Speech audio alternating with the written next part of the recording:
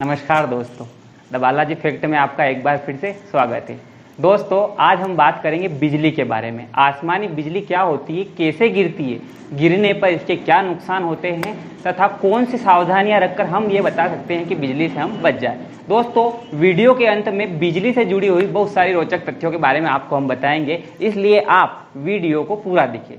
दोस्तों, आपने देखा होगा कि पानी जो है, समुद्र का जो पानी होता है वो भाप बनकर जो है बादलों का रूप ले लेता है। धीरे धीरे बादल ऊपर की ओर जाते हैं और जो है क्रिस्टलीय संरचना अर्थात बर्फ के रूप में जम जाते हैं। जब हवाएं चलती है तब इन बर्फ के बादलों के मध्य घर्षण उत्पन्न होता है। दोस्तों, जब भी घर्षण उत्पन्न होता है तब वस्तु में क्या उत्पन्न होता है, आवेश। आवेश उत्पन्न होने के कारण बादलों के ऊपरी सिरों में धनायन और निचले सिरों में ऋणायन उत्पन्न हो जाता है। अब निचले सिरों में ऋणायन उत्पन्न होता है और ऊपरी सिरों में धनायन उत्पन्न होता है, तब इस नीचे वाले ऋणायन को विपरीत आकर्षण की आवश्यकता होती है अर्थात धनायन की आवश्यकता होती है। और यह धनायन इसको कहाँ मिलता है, पृथ्वी पे अर्थात धरातल पे जो घास, पेड़ पौधे, जो भी चीजें होती है उन चीजों पे जब हवाएं चलती है तो वहां भी घर्षण उत्पन्न होता है। उनके भी ऊपरी सिरों पर धनायन होता है और निचले सिरों पर ऋणायन होता है, जो पृथ्वी से जुड़ा होने के कारण धरती में चला जाता है। अब आसमान में ऋणायन, धरती पर धनायन, तो दोनों के बीच में क्या होगा, आकर्षण। और इसी आकर्षण को कहते हैं हम बिजली, अर्थात उस ऋणायन को धनायन की आवश्यकता होगी और वो कहाँ आएगा, वो सारा आवेश पृथ्वी पर आएगा और इस घटना को कहते हैं अपन बिजली गिरना। अंग्रेजी में इसको थंडरस्टॉर्म कहते हैं तथा इसको क्या कहते हैं, वज्रपात या वज्र आघात भी कहते हैं। दोस्तों, आसमानी बिजली गिरती है, बहुत आवेश युक्त होती है अर्थात लगभग उसमें 10 करोड़ वोल्ट होता है। हमारे घरों में जो बिजली आती है वो 20 या 220 वोल्ट की होती है। अब सोचिए 10 करोड़ वोल्ट का आवेश किसी व्यक्ति पे गिरेगा तो क्या होगा, मर जाएगा। दोस्तों, बिजली गिरना या बिजली गिरने की प्रक्रिया 3 प्रकार की होती है। पहली होती है बादलों से बादलों के मध्य, अर्थात बहुत सारे बादलों के बीच में समूह होता है। समूह में बिजली एक बादल से दूसरे बादल या आसपास जो आवेश उत्पन्न होता है वहीं पे आती चली जाती है। ऐसी स्थिति में आपने देखा होगा कई बार रात के समय कि आसमान में जो है बिजली चमकती है लेकिन ज़्यादा आवाज़ नहीं होती है। तो इस घटना को क्या कहते हैं, इन क्लाउड, अर्थात बादलों के बीच वाली बिजली। दूसरी घटना होती है क्लाउड टू क्लाउड, अर्थात एक बादल से दूसरे बादल पर बिजली का गिरना। एक बादल के ऊपर धनावेश और दूसरे बादल के नीचे ऋणावेश, दोनों के मध्य आवेश हो गया, एक दूसरे को आकर्षित करेंगे और आवेश ट्रांसफर होगा। इस घटना को क्या कहते हैं, एक बादल से दूसरे बादल पर बिजली गिरना। और इस घटना में केवल आवाज उत्पन्न होती है, आवाज के साथ साथ कोई नुकसान नहीं होता है। तीसरी बिजली होती है क्लाउड टू अर्थ, अर्थात बादलों से पृथ्वी पर गिरने वाली बिजली। यह बिजली सबसे ज्यादा खतरनाक होती है और इसमें मानव क्षति सबसे ज्यादा होती है।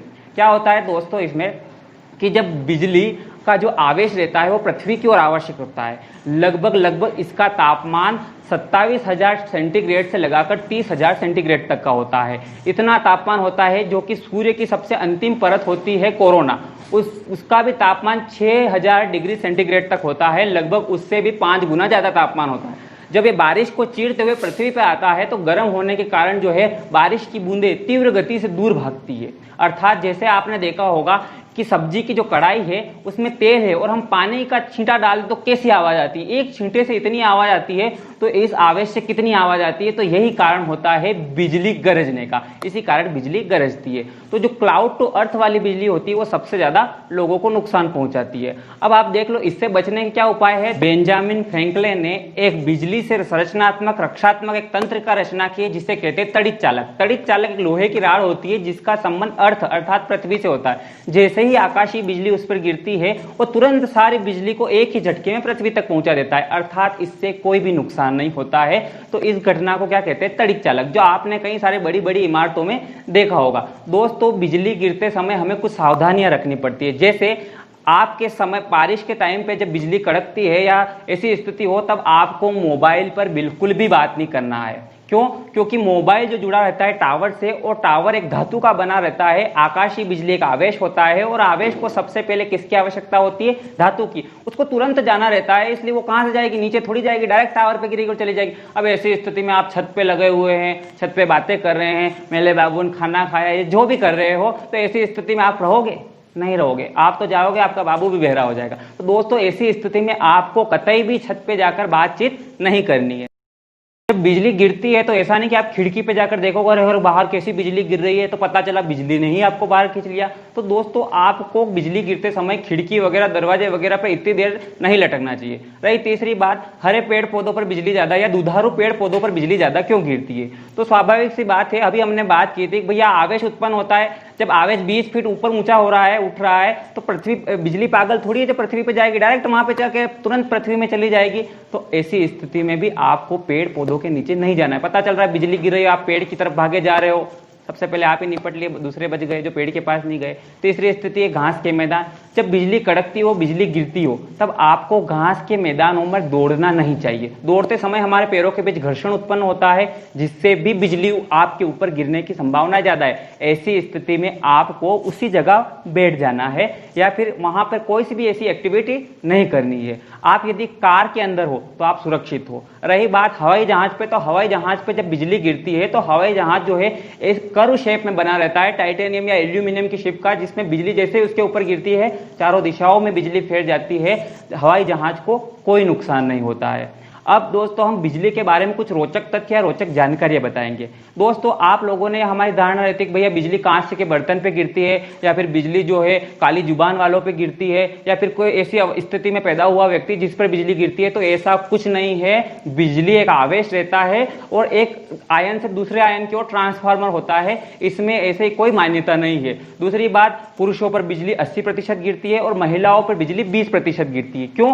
क्योंकि बिजली भेदभाव नहीं करती है। भैया पुरुष जो रहता है वो बाहर घूमता है, हर जगह घूमता रहता है, आता जाता रहता है। महिला है तो बेचारे जन्मजात लॉकडाउन में रहती है, अंदर ही घर में पड़ी रहती है, बाहर जाती नहीं, तो बिजली गिरेगी ही नहीं। बाहर कौन घूम रहा? पुरुष, तो उस पर ही बिजली गिरेगी। तीसरी बात है कि भैया जहां एक बार बिजली गिर जाती है वहां बार बार बिजली नहीं गिरती है। तो आपको बता दूं, स्टेच्यू ऑफ लिबर्टी पे बिजली कई बार गिर चुकी है और रायसूमिया नामक एक व्यक्ति है, उस पर अब तक 7 बार बिजलियां गिर चुकी है और सबसे बड़ी बात है वो अब तक मरा भी नहीं है।